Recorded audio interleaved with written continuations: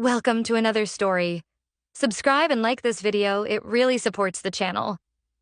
The night was cold and silent, only interrupted by the distant sound of footsteps echoing down the long hallway of the mansion.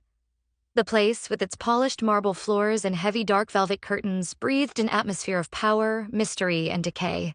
The walls, adorned with imposing paintings and tapestries dating back centuries, held stories that no one dared to tell. I was there, sitting in the grand hall, surrounded by a dark oak table, my nervous fingers playing with the rings on my finger. My mind was far from that place, in an empty space where I tried to understand the reason for all of this. My father looked at me from afar, his tired eyes reflecting a weight I couldn't fully comprehend. He had always been a man of hard decisions, but I never imagined he would make one that would change the course of my entire life. "You know what's at stake," he said, his deep voice breaking the heavy silence of the room. "It's the only way to save our family's name." I nodded, though my heart beat faster with each word. He was right. Our family's debt was enormous, and the name of the Italian mafia I carried with pride was about to be destroyed. But the price would be too high. I knew my future would never be the same. My father, desperate, had made a deal with the rival mafia, and the only way to pay the debt was to hand me over. The solution? A forced marriage to a man I barely knew. Enrique. His name was like a shadow hanging over me, and until then I had no idea who he really was.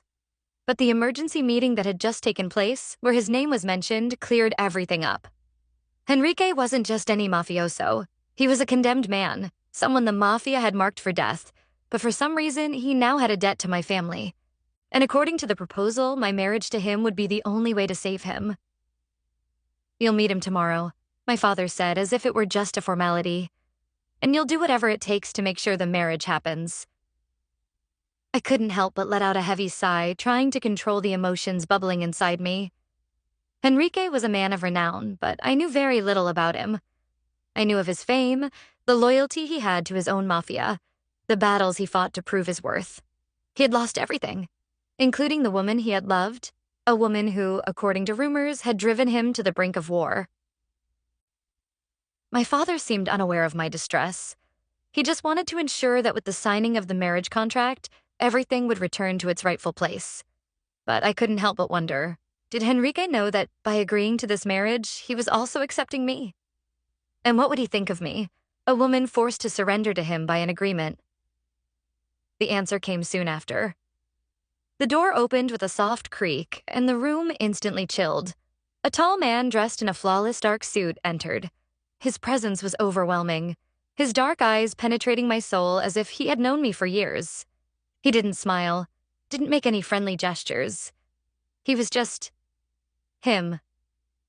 Enrique. The first thing I noticed were his eyes, intense as if they carried centuries of untold stories, as if he had witnessed and lived things I could never understand. There was something fierce, something unreachable, but also a hidden pain, a reflection of his own internal struggle. He looked at me, without showing emotion, and I felt completely exposed under his gaze. I didn't know what to expect, nor what to think. I only knew that, in that moment, my fate was sealed. "Hello," he said, his voice low, almost inaudible, but carrying an authority that could not be ignored. "Looks like we're stuck in the same boat." I didn't know what to say, so I did what was expected of me. A slight nod. The word marriage seemed too heavy to be said, and it wasn't necessary. Everything was decided. The wedding day came faster than I expected. The mansion was decorated as if it were a grand event, but to me, everything felt like a theater set, with pieces that didn't fit and a script that didn't make sense. I was there, wearing a white wedding dress that meant nothing, with a veil covering my face as if this were truly my future. But none of it touched me. I felt empty, like an observer in a play I wasn't a part of. Enrique wasn't there to witness the preparations. He didn't even bother to appear before the ceremony. I knew what that meant. He didn't care. Maybe it was better this way. Maybe it would be easier. No need for feelings or emotions. It was just a formality, a simple marriage contract. Nothing more. The atmosphere was tense. My mother, who had always been a woman of few words, seemed oblivious to what was happening, as if she had already resigned herself to it all. My father was quieter than ever, and I knew he was just waiting for the moment when the negotiations would end, and he could return to his world of business. He had never been one to show affection or concern, and now he seemed just like a man fulfilling his role. When I finally entered the church, the doors closed behind me and the outside world disappeared. I was alone, though surrounded by people. The aisles seemed to stretch infinitely ahead of me, each of my steps echoing in the silence, a reminder of the weight of everything that was about to happen. I didn't even look to the sides, didn't want to see the faces of the people watching, nor those of my family, who were now watching everything with emotional distance. Henrique was there, at the altar, wearing a perfectly fitting black suit, as if he were the master of that place. He had impeccable posture, but there was something in his eyes, something that hid behind the coldness of his expression. He didn't seem to be present. He was there physically, but his mind and heart were far away, perhaps with that woman he had fallen in love with and lost. The ceremony passed in a blur. Formal words, empty vows. But the only thing I managed to absorb, like a punch to the stomach, was Henrique's gaze. When our eyes met, I could clearly see that he wasn't there for me. He was there out of obligation, to fulfill a promise, to honor a contract. There wasn't even a shadow of affection in his gaze, just indifference. "You're my wife now," he said when we were in the car that would take us to our new home, where we would spend our wedding night. His voice was calm, controlled, as if it were just another task he needed to fulfill. I refused to respond, feeling a knot tightening in my chest. The car swayed gently as we crossed the city, but nothing seemed to ease the weight that accumulated upon me. I was married to a man who didn't even know what it meant to be loved. The prospect of spending my life with someone who saw me as a mere obligation was overwhelming. When we arrived at Henrique's mansion, he led me inside mechanically, without a word of affection or concern. The place was luxurious, a true castle.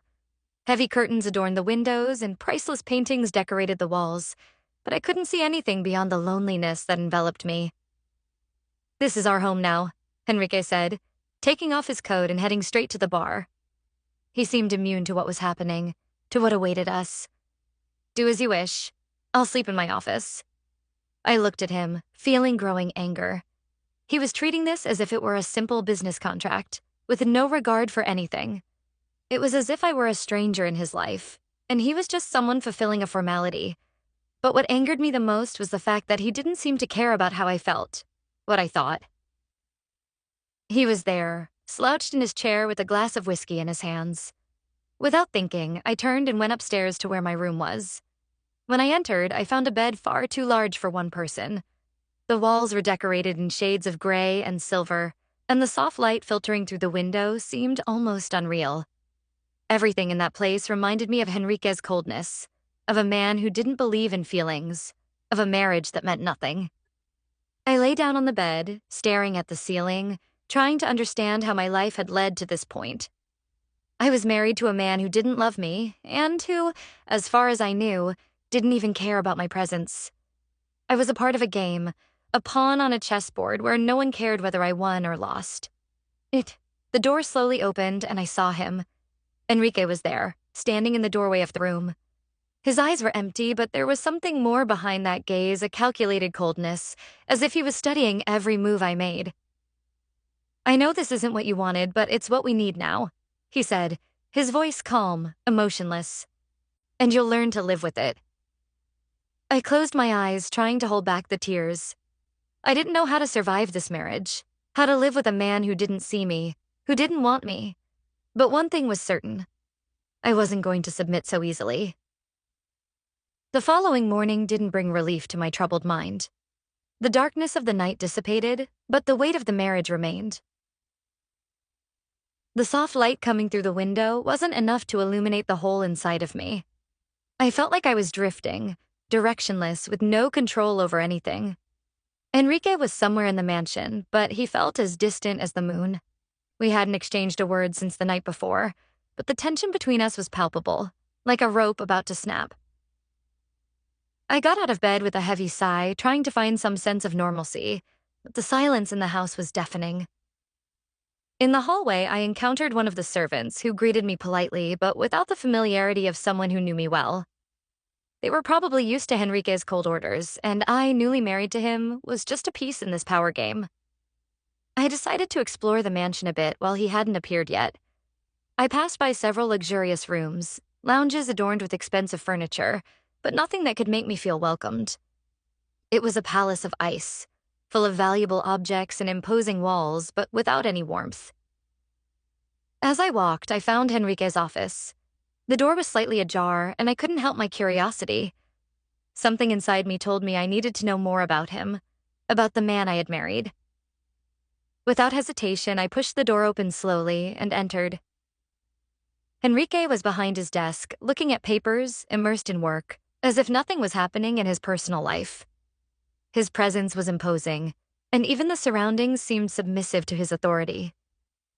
The dark wood desk with its piles of documents seemed to reflect the coldness of the man himself. "You come in uninvited?"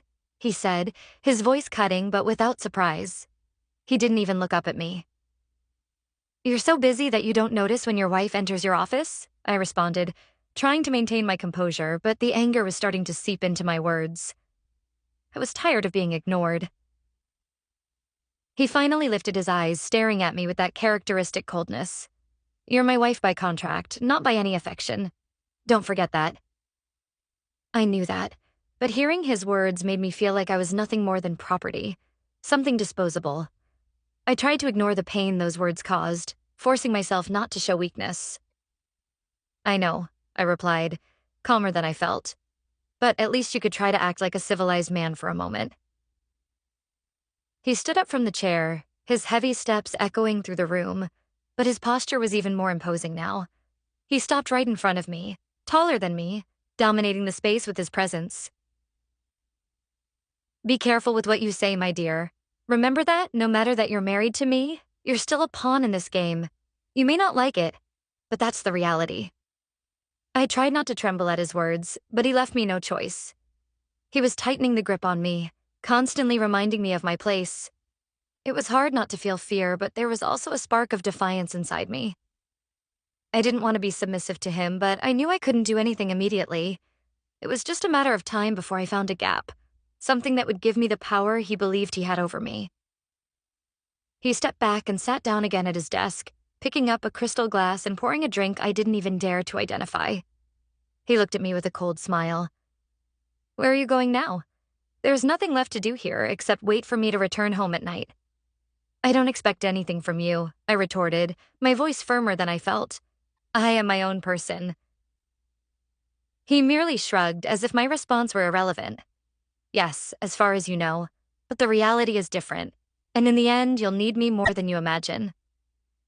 What he said, even though it was cruel, touched something deep inside me. I knew he was right to some extent. I was dependent on him, and he knew it. He had the power to destroy my family, to make me disappear overnight. I wasn't in control, and he relished that. The conversation ended with him ignoring me once again, focused on whatever he was doing. There was no space for emotions here, only power, control, and manipulation. I left the room and retreated to my bedroom, where the emptiness enveloped me once again. I was trapped in a web that Enrique had carefully woven, and I knew that to survive this, I would have to play the same game. But no matter how hard I tried, one thing was becoming clearer and clearer. I couldn't just be a spectator. I would need to fight, even if it meant facing Henrique head-on. The following days dragged on. Henrique was becoming more distant, as always. He seemed to live in a parallel world where I was just a shadow in his life. The dinners were silent, the conversations short, and the nights emptier than I thought was possible. But something inside me still kept me alert, like a flame that won't go out, even in the strongest wind. I needed to figure out how to get out of this nightmare. I needed an escape, and all I knew was that I needed to observe more, understand the game I was part of. It was on a Friday, nearly 2 weeks after our wedding, that he asked me to accompany him to a meeting. Something about the expansion of his business, something he never fully explained to me. I didn't want to go. The mere thought of another night by his side at an event where I would be nothing more than a decorative figure made me shiver. But as always, I had no choice. He didn't ask me. He simply gave orders. The night was cold, and the place where the meeting was to take place was imposing. A luxurious event hall, with golden chandeliers and a large round table where several mafia members were gathering. Enrique looked impeccable in his black suit, the tie perfectly adjusted, his presence dominant as always. He glanced at me once when I entered but quickly looked away, as if my presence there were nothing more than a formality. We sat in silence, separated by a space that seemed to grow larger as the meeting went on. But at some point, the look between me and Enrique began to intensify. It wasn't a pleasant tension, it was an uncomfortable feeling, as if the atmosphere was about to explode. When the meeting ended, Enrique suddenly grabbed my hand, pulling me into a private room at the back of the building. I tried to pull away, but the firmness with which he held me made me realize there was no escape. "I want you to stay here. Don't ask questions," he ordered, his voice deep. I didn't know what was going on, but something inside me warned me that this wouldn't be just any situation. The room was dimly lit, and the tension in the air seemed thicker. Enrique locked the door behind us and stared at me with intensity. The way he looked at me, as if I were the only thing that mattered in the universe, made me uneasy. "You think I'm weak, don't you?" he asked, his voice now softer, but with an intensity that made me shiver. "Because I'm always relentless, distant. I'm the man who can destroy everything around him, but I'm stuck in this contract. I look at you and see a woman who could be more." I didn't know how to answer. The words failed me. He slowly approached me, closer than I ever imagined possible. Seeing him so near made me lose my balance. The heat of his body contrasted with the coldness of the room. It was a mix of power and seduction, and I knew he was playing a game I still didn't fully understand. But I could feel his gaze on me, each of his movements calculated, every word spoken with the intent to dominate me. He touched my face, almost gently, before slowly leaning in, coming closer and closer until his lips found mine. I should have pulled away, should have screamed, should have resisted. But when he kissed me, something inside me broke. It was a hot, possessive kiss, as if he were marking his territory, but also something more, a suppressed passion that, for a moment, seemed real, something he had kept inside. I knew it wasn't love, but it was need. A need I couldn't deny. Enrique pressed me against the wall, his warm body against mine, and the kiss deepened, becoming more urgent. I felt my legs weaken under the force of his desire. I no longer knew if it was him dominating me or if it was the fear that paralyzed me. His touch, the way he explored me with his hands, everything felt predestined. As if, in some way, this was the moment when something irrevocable would happen. When we finally pulled apart, breathless, he looked at me with a smile of someone who had won a battle. But something else was in the air. Something I didn't fully understand, but that I felt with every fiber of my being. "Now you know what it's like to truly be mine," he said with unsettling calm. "There are no more games." I stood there, unsure of what to think. But that night, something changed between us. Something neither I nor he could have predicted. He took me back to the house, and despite the silence between us, there was something different in the air.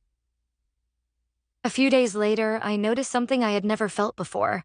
The symptoms of pregnancy began to appear. My mind couldn't process the idea. I was pregnant with Enrique. The days that followed were a mix of uncertainty and conflicting feelings. I tried not to think about what had happened, but the truth was there, in every little sign in my body, like an undeniable mark that something had changed between me and Enrique.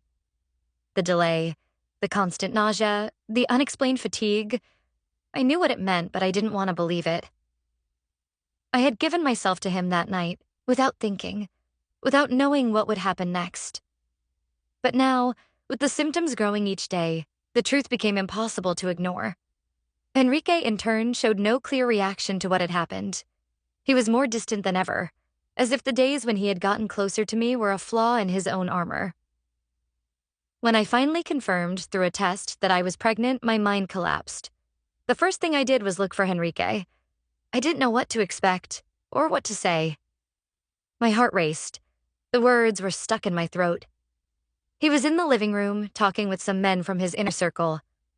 When he saw me, he made an impatient gesture, as if he wanted me to just disappear. but I could no longer ignore the situation. Enrique. My voice sounded firmer than I imagined, but my hand trembled. He turned with that look of someone who was already tired of me, but there was also some tension in the air. I need to talk to you. He signaled for the men to leave, and when we were alone, the silence became even heavier. What happened, Sophia? He asked, his eyes evaluating me with the same coldness as always, but there was something else there. Something I couldn't identify. I couldn't hold back anymore. I'm pregnant. Those words echoed through the room, and time seemed to stop for a moment. Enrique stood still, unreacting. His eyes narrowed, but he didn't seem surprised, as if he already knew somehow. Pregnant, he repeated, his voice low as if he was trying to absorb it. By who, Eva? I looked directly into his eyes. By you, Enrique? His reaction was as immediate as it was cruel. He quickly approached, taking me in his arms possessively, almost as if I were one of his possessions. But there was something more behind that force. Something I couldn't decipher. Something that made me feel like he was lost, too. This changes everything, he said, his voice husky. Now you have something that keeps me here. Now you will be mine, Eva. I pushed him away with force, but he didn't move. I don't want to be yours. I never wanted this. And you don't want me either, Enrique. Don't make me fall into your trap again.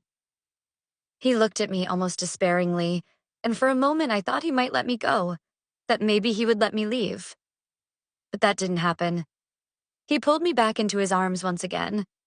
His eyes were cloudy, as if he were struggling with his own demons. You have no choice, he whispered. Now we are bound by something stronger than anything you can imagine. Those words cut me like knives. I knew what he meant, but what he didn't understand was that the last thing I wanted was to be there, trapped with him. I was pregnant, yes, but my heart was already tired of being treated like a trophy, like a prize he could win but never value. In the days that followed, the tension between us grew. He watched me closely, but at the same time kept his distance, as if the weight of the pregnancy had affected him in a way he didn't know how to deal with. But no matter how much I tried, I couldn't avoid feeling something for him, something that consumed me from the inside out. It was a dangerous game, a dance I didn't know if I could survive. I was trapped in this loveless marriage, carrying a child that, deep down, I didn't know if it would be my refuge or my curse. Enrique seemed like a constant shadow in my life, always lurking but never truly present. And amidst it all, Hades, the boss of all mafias, reappeared as a constant presence, his obsession with me becoming more and more obvious. He appeared now and then, unexpectedly, in places I would never have imagined, always with an enigmatic smile and sweet words that seemed to promise something more. He knew about my marriage, knew I was pregnant with Enrique, but none of that seemed to matter to him. What mattered was that with every encounter, he got closer, more present, more impossible to ignore. And deep down, I knew Hades wasn't going to give up on me. For years, Hades had been trying to marry me, but my father always refused. Time seemed to drag on like an endless nightmare. With each passing day, my belly grew a little more, but what also grew was the discomfort in my chest, the knot in my throat, and the feeling of being trapped in something I couldn't escape from. Enrique watched me, but no longer touched me with the same passion as before. He kept his distance, as if the pregnancy were something he didn't know how to handle. However, when his eyes met mine, there was a cold intensity, a hostility disguised as indifference. With every gesture, he tried to show who still had control over the situation. But there was something else there, something that made him seem even emptier. He was fighting against himself, and I knew it, but that didn't make me feel any compassion for him. I was alone, surrounded by mafias, secrets, and a web of lies that I didn't know how to cut. The only thing that kept me grounded was my own determination to find a way out. But at the same time, something inside me twisted, as if there were no more way out. And then, he appeared again.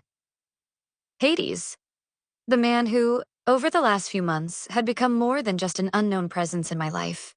He always appeared unexpectedly, with that enigmatic smile and unsettling calm that made me shiver. Nothing about him seemed spontaneous. Everything was carefully planned.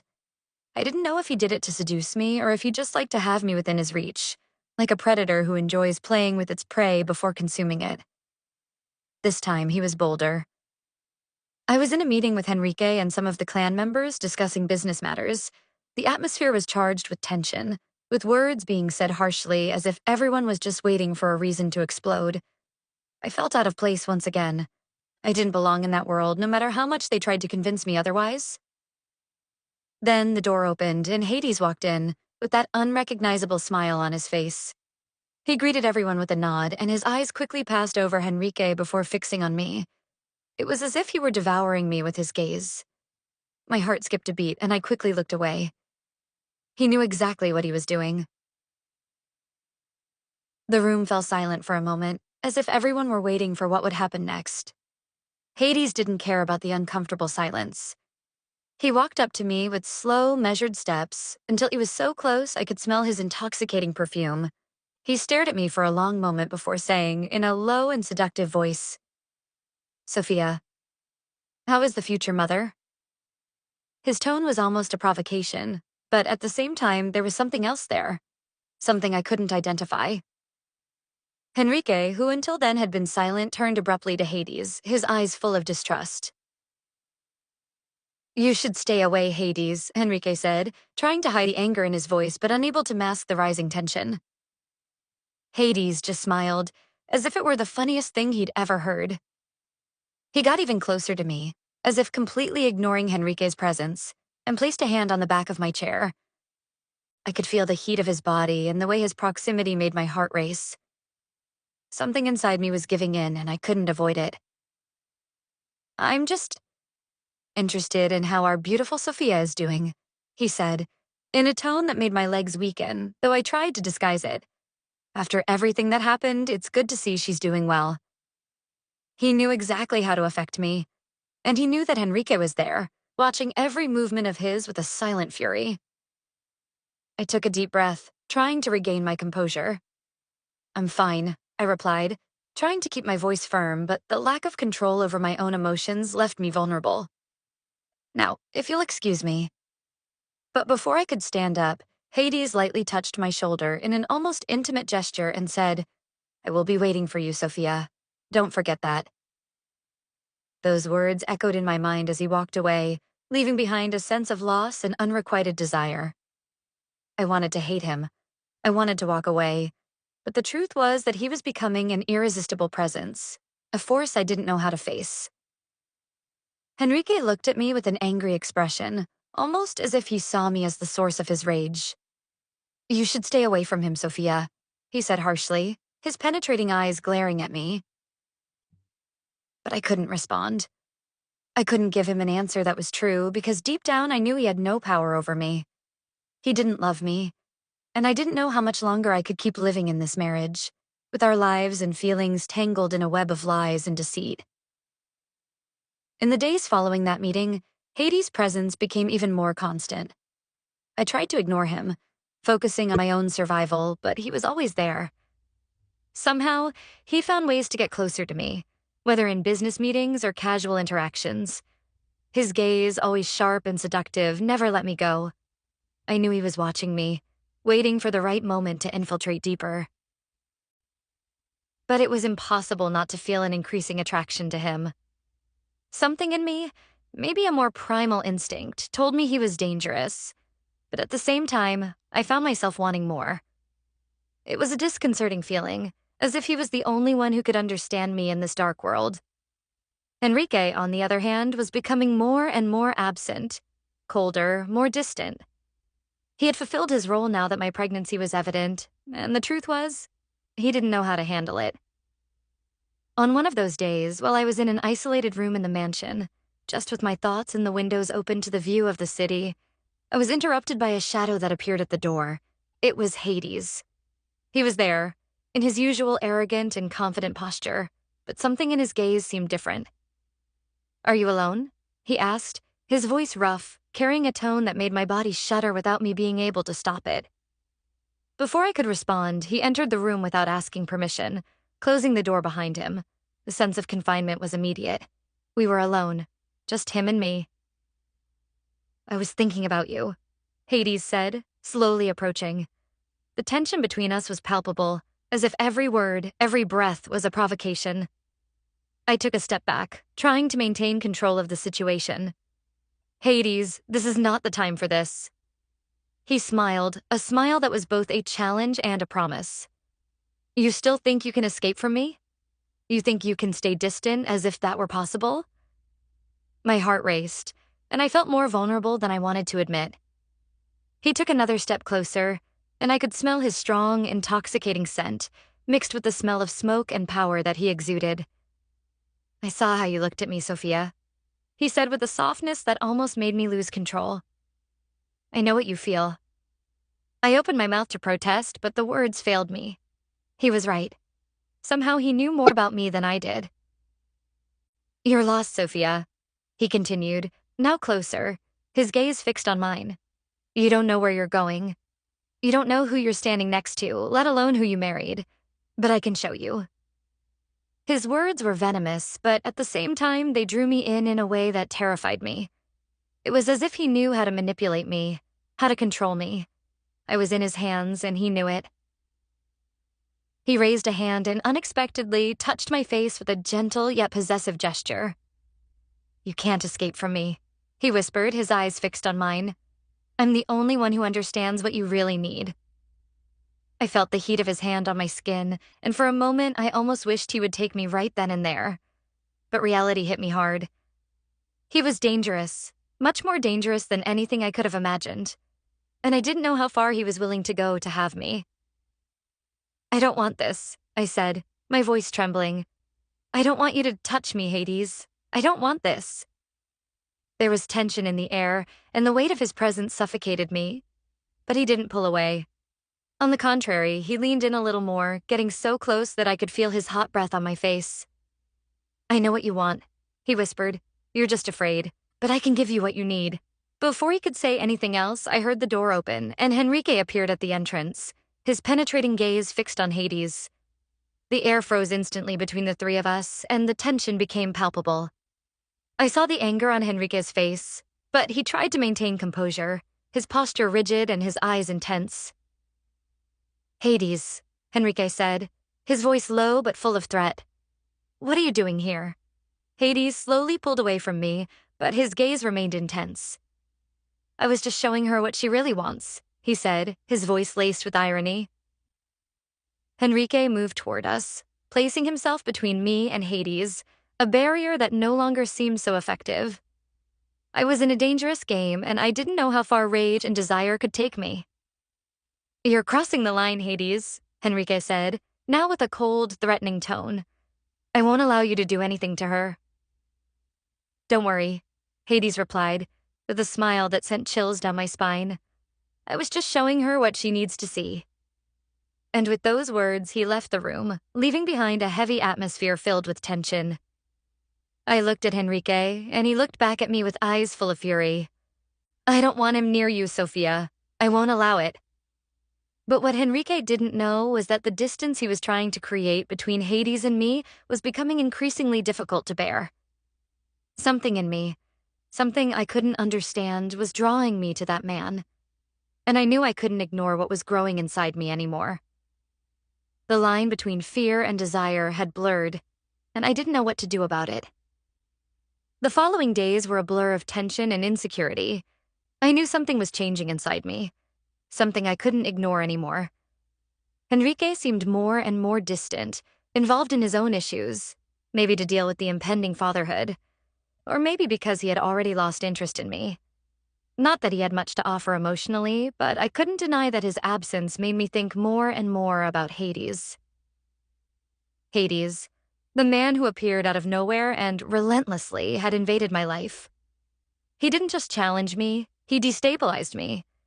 Every word he said, every look full of meaning, seemed to penetrate deeper into my soul, making me question everything I believed about myself, my life, and what was really important.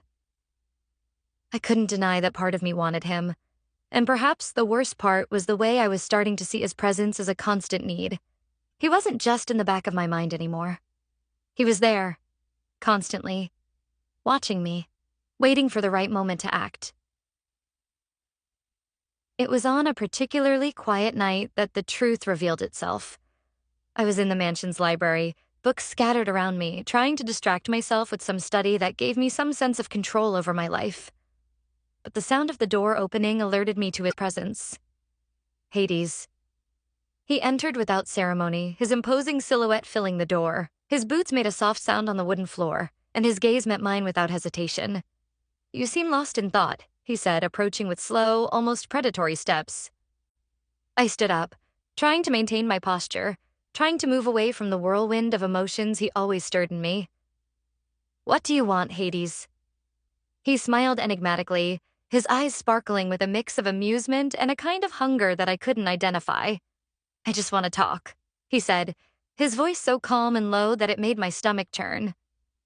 "Talk?" I asked, raising an eyebrow. "You know very well there is always something more behind your words." He stopped in front of me, so close that I could feel the heat emanating from his body, so near that his eyes almost devoured me. "You think I don't know what's going on with you? You've distanced yourself from everything, but you can't escape me, Sophia." I swallowed hard. He was right. I couldn't deny that part of me desired him. But why? Why was I allowing myself to get close to someone like him?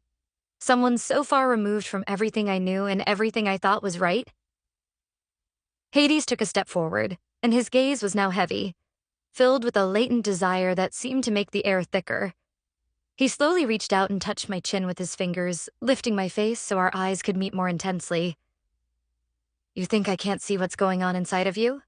he murmured. "You think I don't know that, despite everything, something in you wants more? Something in you craves danger, the challenge. And if I'm right, you know that this attraction between us goes far beyond any limit you've ever imposed on yourself." I took a deep breath, trying to mentally distance myself from his words, but it was difficult. He was right. Part of me wanted all of this, the tension, this dangerous game he was offering. But at the same time, there was another part of me, more rational, that knew how much risk I was putting myself in. "I'm not like you, Hades," I said, with a determination that sounded more like an attempt to convince myself than a statement of fact. He chuckled softly, a low laugh that made my whole body shiver. "You think you're not, but you're lying to yourself. What's happening between us isn't about what you want to be. It's about what you're becoming." Before I could respond, he leaned slightly forward, his face so close to mine that I could smell his strong, woody, and captivating scent. "But if you'd prefer to ignore that, I'll let you. The decision is yours, Sophia." I knew he was challenging me, testing the limits of what I was willing to face. And deep down, I knew that this was more than I could resist. He wasn't just a man. He was a hurricane. And like all hurricanes, he destroyed everything in his path, including me. Before I could give an answer, I heard heavy footsteps approaching in the hallway. "Henrique." He burst into the room suddenly, his gaze fixed directly on Hades, and the tension between the three of us became immediately palpable. Henrique no longer hid his contempt for Hades, and the hostility between the two of them seemed to grow with each encounter. "You're going too far, Hades," Henrique said, his voice firm and full of threat. "I warned you." Hades raised his hand, a simple gesture, but one that clearly indicated he was in control of the situation. "I think the one who needs to be warned here is not me," he said calmly, his voice full of power. I saw Henrique approach with an aggressive step, and in a quick move, Hades positioned himself between us, his imposing presence making Henrique stop immediately. "You're very upset, Henrique," Hades said with a smile that didn't hide his amusement. "But your wife? Well, she has her own thoughts, doesn't she?" I didn't know how to react. My heart was racing, a mixture of fear and desire swirling within me. We were all on edge, and I didn't know how far this tension would take us. Henrique, in his attempt to assert himself, shoved Hades, but before he could do anything else, Hades moved quickly, leaving Henrique in the void, as if he were just another piece on the chessboard he was already manipulating. And I could only feel the weight of the decision I was about to make. The mansion was silent, but the tension in the air was thick, as if every inch of the place was permeated by an electric energy about to snap. I knew Henrique was coming home, and by the way he had been acting throughout the day, it wouldn't be good. His silence and hardened eyes indicated that something was about to explode. I was in the main hall trying to gather my thoughts. The conversation with Hades still echoed in my mind. The desire, the attraction, everything he had awakened in me. The feeling of being desired, of being seen in a way Henrique never had. He had been my husband out of obligation, but Hades seemed to see something beyond me, and that, in some way, consumed me. The front door suddenly opened, interrupting my thoughts. Henrique entered, his eyes fixed on me, and I immediately realized something was wrong. The look of rage was unmistakable. He was furious. He began, his voice low but filled with growing tension. Don't you have any shame, Sophia? I turned, my heart beating faster, sensing the threat in his words. Henrique, what happened? He took a few steps towards me, his face twisted in anger. What happened? You betrayed me, Sophia. With him. With Hades. He shouted, his voice becoming increasingly aggressive. I gave you a life, a marriage, and you betray me with the damn mafia boss who's, by the way, starting a war because of you. The mention of Hades, as always, hit my chest unexpectedly, like a punch. But I couldn't admit what I felt. Not so obviously. Henrique was blinded by rage, his words bitter as poison. I didn't betray you.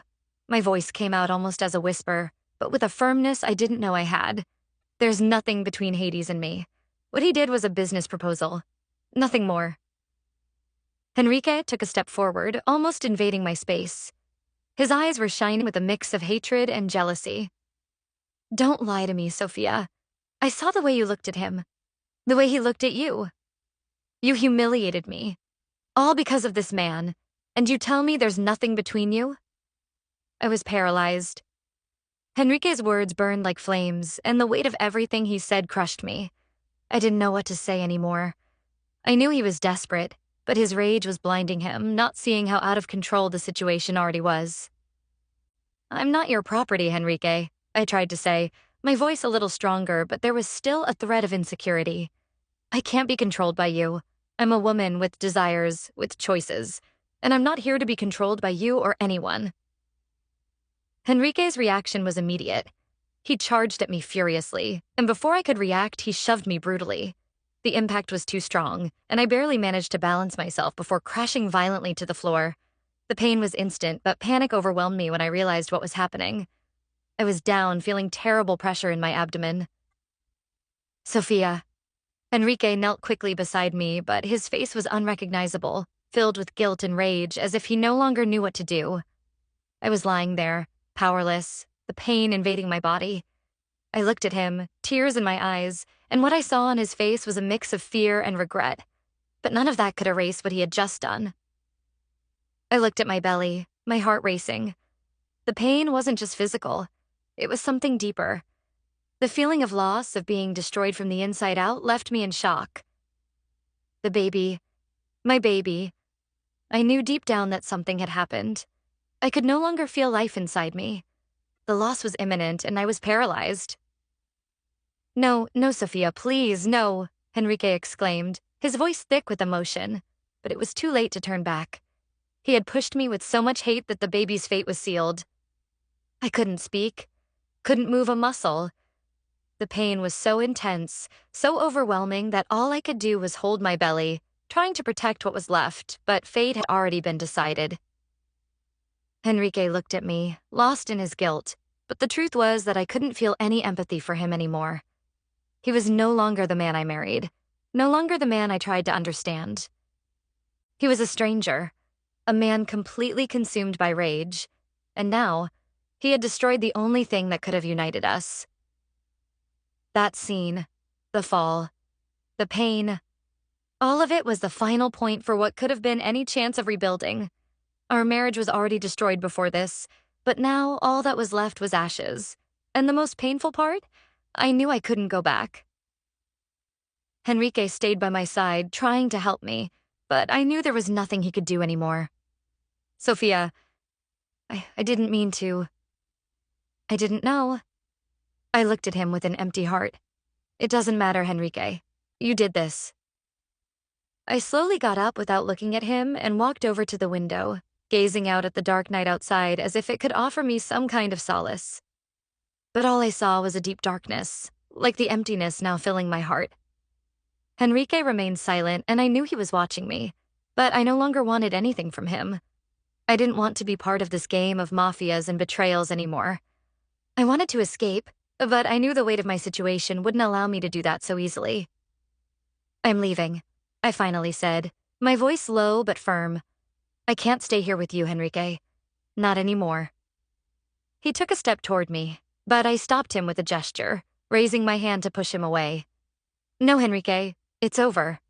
I don't want to be here anymore. I'm leaving." The silence between us grew heavier, and when he didn't respond, I knew he finally understood what I was saying.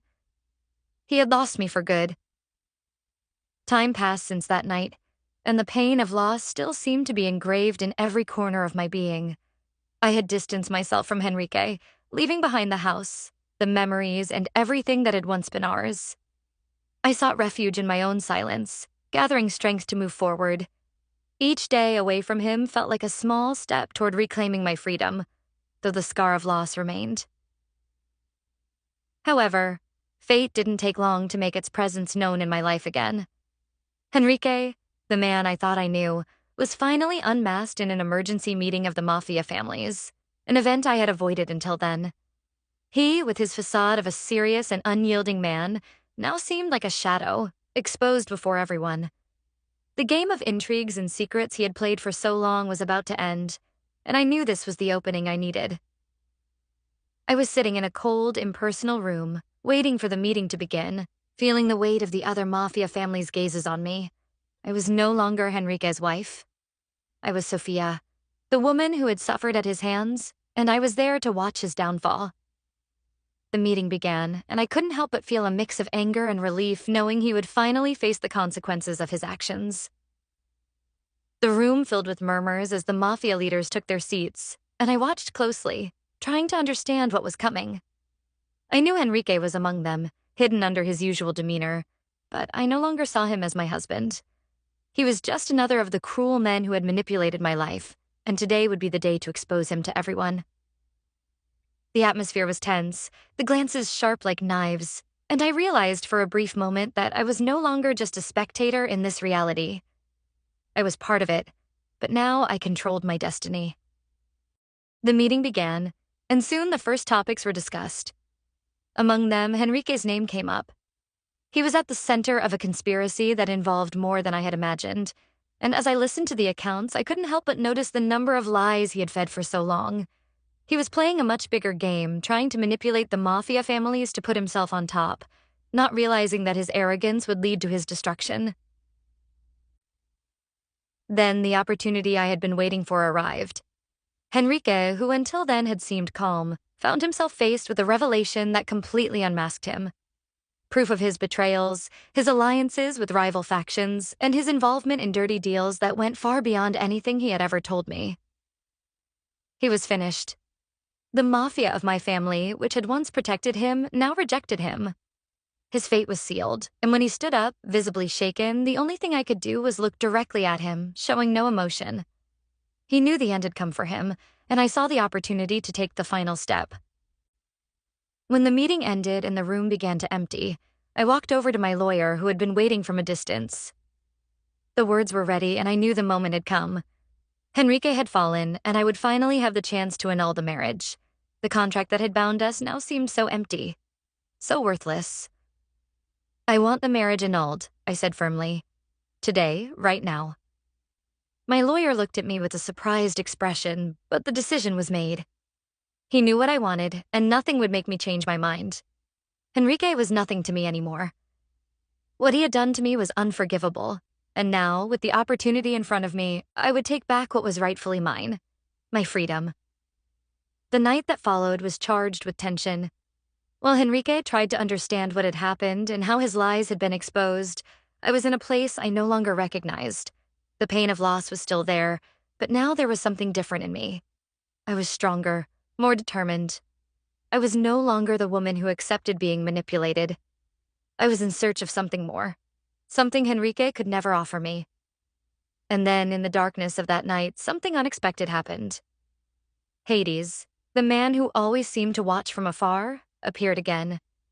He knew I was finally free of Henrique, and the tension between us seemed poised to turn into something more. I stared at him, and he looked back at me with a gaze that didn't need words. There was something between us that neither he nor I could deny. Something that, despite all the shadows we were immersed in, was becoming impossible to ignore. "Now you're free, Sophia," he said, his voice low, laden with a meaning I couldn't fully comprehend, but that hit me like thunder. "And I'll be here, waiting." I knew my journey was just beginning, and somehow Hades was destined to be a part of it.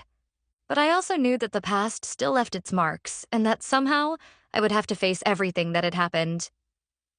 Before you go, subscribe to the channel and like this video. Let me know where you're watching from. I'll see you in the next video. Thank you for watching.